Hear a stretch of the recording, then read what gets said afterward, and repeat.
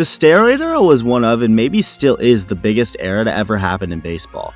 Many look at it as a bright spot for the game, even if it was in an illegal way done by the players. The famous home run chase in 1998 was iconic and brought so many fans back into loving baseball. Home runs were being hit everywhere by so many. It created a ton of controversy, but also the excitement that really helped baseball. So the steroid era may have featured some crazy power hitters and numbers, but it also created some of the biggest liars in sports history. Now, it's one thing to lie or be deceitful and not really say much, avoid topics that could oust you as a liar, or just be vague and overall untruthful.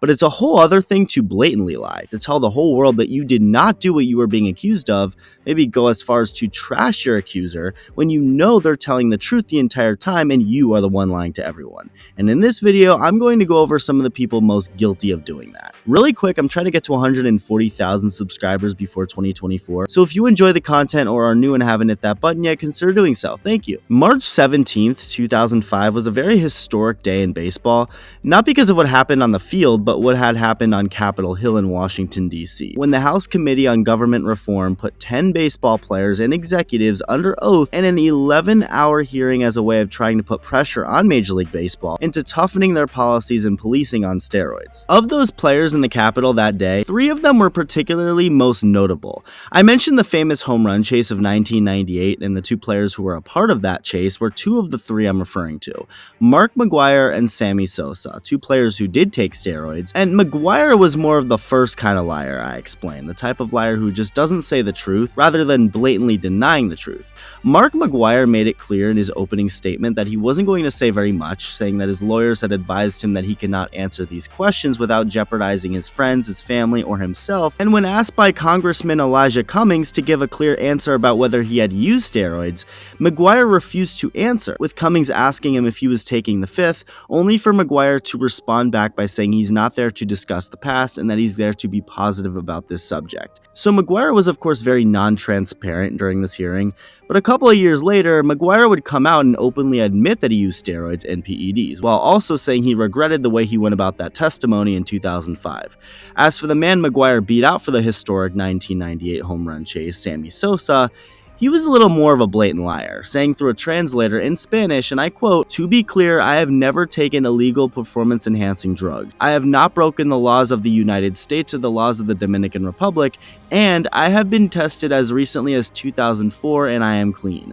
Now, it's interesting because if you look into what Sosa said, you can tell his lawyer made sure to carefully word and illustrate these statements perfectly. Statements that they made sure were in Spanish, even though Sosa knew English pretty well, and precisely as they wanted them to, making it a possibility that Sosa used substances that were legal in the Dominican Republic that would have been illegal to use in the United States. So he still lied. That's the bottom line regarding Sammy Sosa, but he lied in a more respectful way, for lack of a better term, wording it carefully and kind of weaving in and out of the truth to look as clean as possible.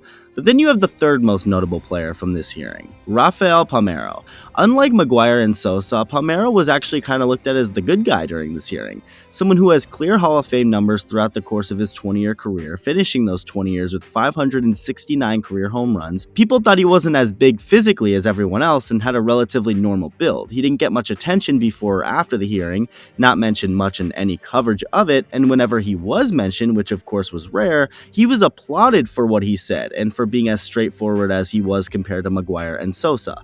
Well, come to find out, these were the 3 stooges of lying. Mark McGwire just straight up refused to be transparent about the truth. Sosa danced around the truth while talking about it, with Rafael Palmeiro just blatantly lying. So with Sosa lying in a more professional way, Palmeiro lied in the most proud and unprofessional way possible, saying, and I quote, "I have never used steroids, period," and while claiming this, would wag his finger, basically saying, "How dare you accuse me of such a thing I've never done and even think I'd consider doing that?" Well, 6 weeks later, Palmeiro would receive a call being informed that he had tested positive for a performance-enhancing drug.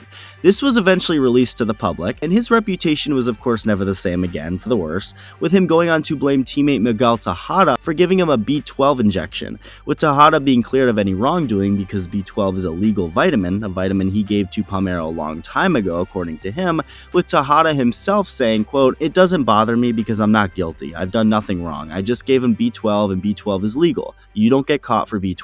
end quote. So those are 3 sets of liars who seemingly got worse when you go from Mark McGuire to Sammy Sosa to Rafael Palmeiro. Next up is Roger Clemens, an incredible and historic pitcher who would go on an interview with 60 Minutes and say that he was never injected with illegal performance-enhancing drugs by his former trainer and doesn't know what he can do to prove his innocence. Quote, never happened, and if I have these needles and these steroids and all these drugs, where did I get them? Where is the person out there who gave them to me? Please come forward. And come forward that person did, one of Clemens' trainers, claiming he had injected Clemens with steroids and human growth hormone, with Clemens going to court and continuing to deny his use of steroids, but a couple years later, Clemens was indicted by a federal grand jury in Washington on charges that he lied to Congress. Alex Rodriguez is another one of these, as he is maybe the most famous steroid user ever. And honestly, I don't even need to say anything more regarding him, just watch this. For the record, have you ever used steroids, human growth hormone, or any other performance-enhancing substance? No.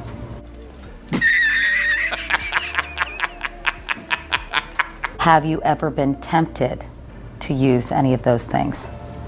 No. I'm just trying to do the best I can with the ability that God gave me. And I can't stress enough how blessed I am that I do what I do with what God gave me. Are you serious? I experimented with a banned substance that eventually triggered a positive test. Like everyone else, I've made a lot of mistakes in my life. The only way I know how to handle them is to learn from them and move forward. So that was a lie. Ryan Braun. Oh, Ryan Braun. After winning the 2011 MVP award, Braun was suspended 50 games for testing positive to an illegal drug, appealed it, and won the case, accusing the urine sample collector who collected the sample that tested positive of being an anti-Semitic Cubs fan. And that's why Braun tested positive. So Braun wins the appeal and then pulls an A-Rod, but in worse fashion, holding an entire press conference at spring training in 2012 to say this. Tried to handle the entire situation with honor, with integrity, with class, with dignity, and with professionalism, because that's who I am and that's how I've always lived my life. If I had done this intentionally or unintentionally, I'd be the first one to step up and say, I did it. By no means am I perfect, but if I've ever made any mistakes in my life, I've taken responsibility for my actions. I truly believe in my heart, and I would bet my life that this substance never entered my body at any point.